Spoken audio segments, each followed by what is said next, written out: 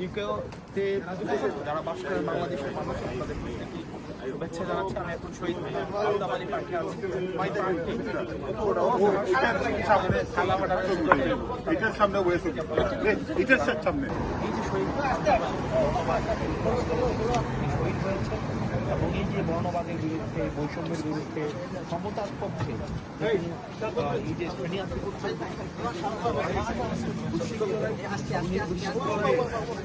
অংশগ্রহণের মধ্য দিয়ে সমতার জন্য শহীদ আলতাফ আলী ইউকেতে উনি শহীদ হয়েছেন। ঠিক একইভাবে এই শহীদ আলতাফ আলীর মতোই আরো বাংলাদেশে 71 শহীদ হয়েছে, 24 শহীদ হয়েছে, ওয়াসিমরা, মুগ্ধরা, আবু সাইদেরা শহীদ হয়েছে।